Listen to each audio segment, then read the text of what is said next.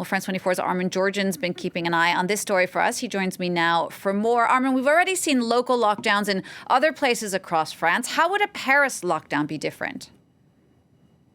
Well, it would be different because the Greater Paris region, Jeannie, has an outsized influence. So it constitutes only 2% of French territory in a geographical sense, but it accounts for 19% of the overall French population, 30% of the country's gross domestic product, and 27% of the country's student population.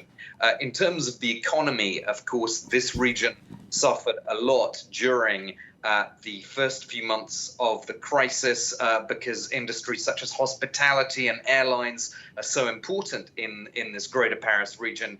According to the Chamber of Commerce in the Greater Paris region, nearly 100,000 private sector jobs were lost as a result of the crisis. And the reason I mention the student population, that's important because there are so many institutions of higher education here.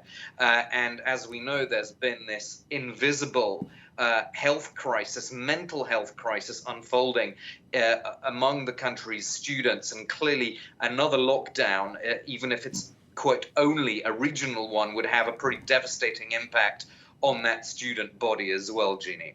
Armen, now, if this Paris lockdown is confirmed, and we won't have any news on that for a few days yet, it would be a huge blow to the credibility of the current government of President Macron. Well, if you look at what people are saying on social media, particularly young people in France, I think there is a perception that the authorities are now pretending that the vaccine rollout is going well, just as there was a perception that the authorities were pretending a few months ago that contact tracing was going well when actually it wasn't. And that's why, of course, we ended up in another national lockdown in November.